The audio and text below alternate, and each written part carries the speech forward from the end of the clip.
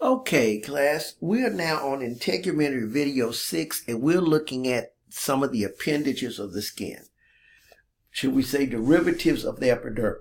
The sweat glands, the oil glands, hair follicles, nails.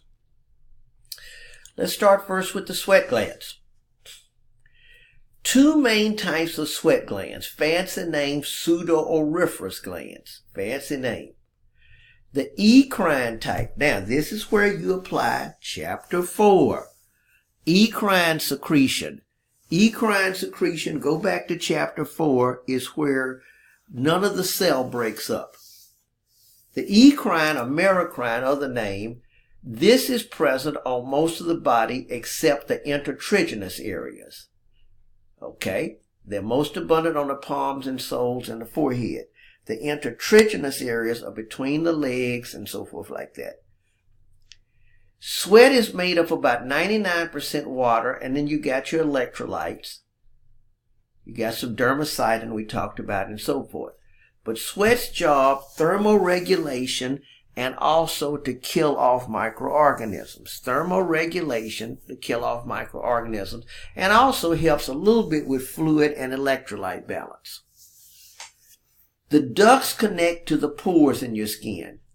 So function thermoregulation. It also, by having some dermacidin, can be antibacterial and a little bit of fluid and electrolyte. However, the kidneys are the big boys in fluid and electrolyte. All right, here's a picture here. Here are your sweat pores and so forth like that you see. That would be the sweat pores.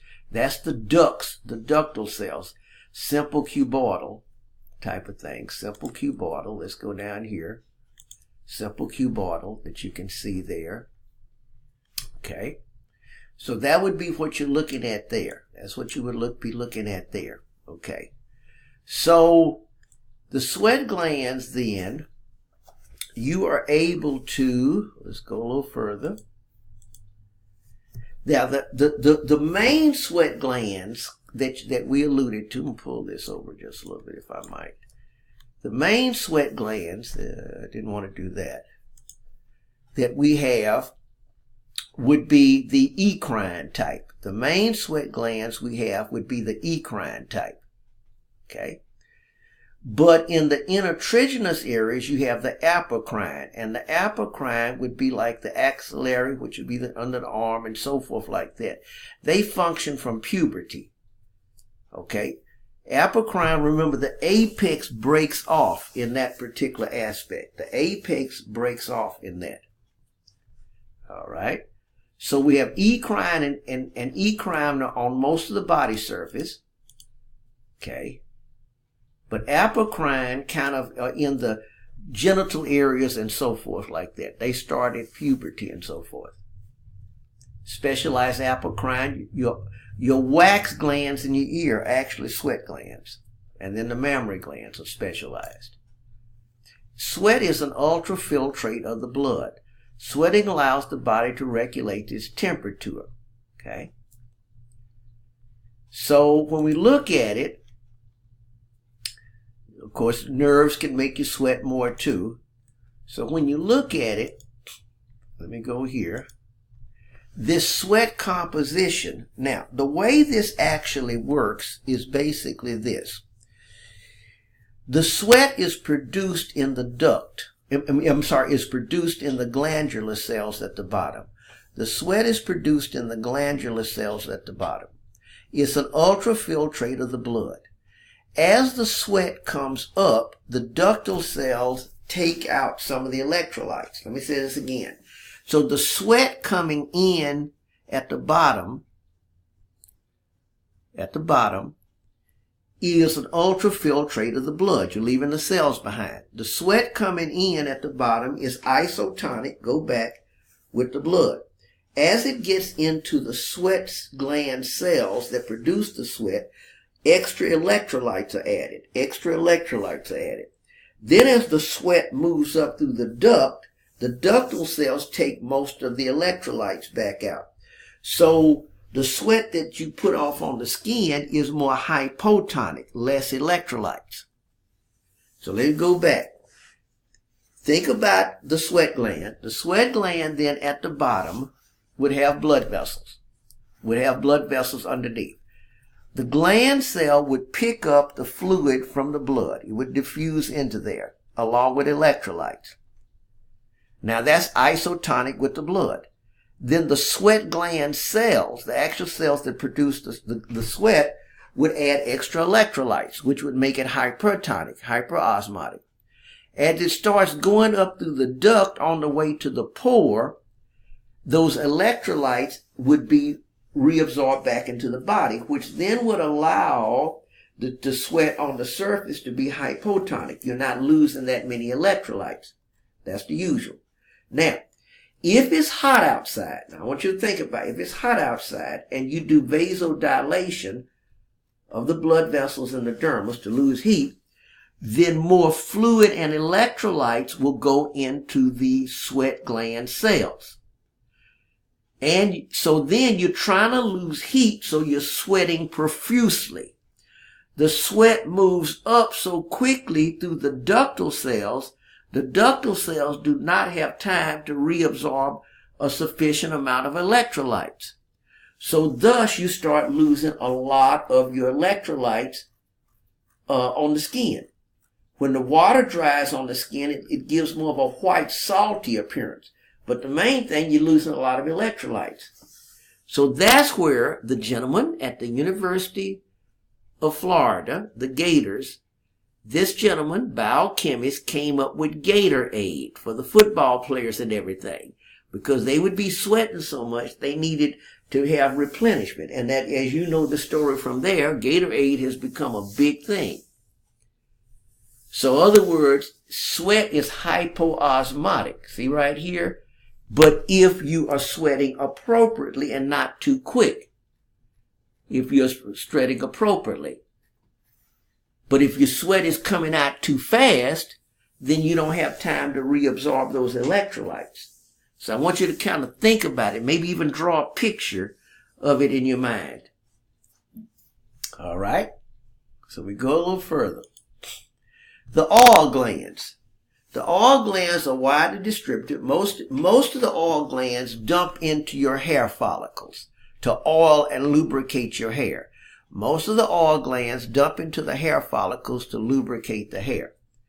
But some directly dump into the skin, and that would be kind of at the corners of the mouth and various areas like that, even in the genitalia area.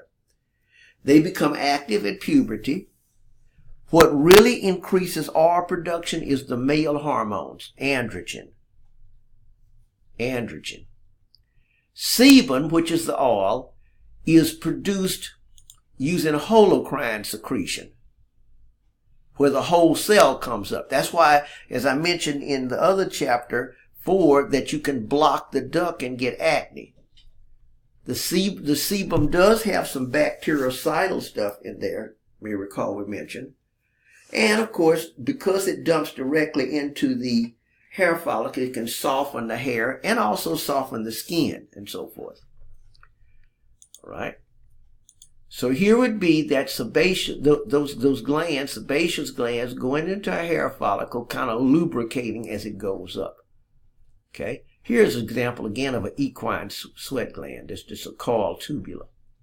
That's a sweat gland. Okay. Acne basically won't get heavy, but you plug up that duct, and these cells just keep still delivering. They don't listen to homeostasis. So what happens, the duct gets plugged, they keep going, they swell up the area and bust out and can cause inflammation. You can read on acne if you'd like to. Okay, we'll go further. So what would be treatments? Open the pores. Some bacteria, known as the propriana bacteria, love that oil. Even though it has bactericidal, they still love it.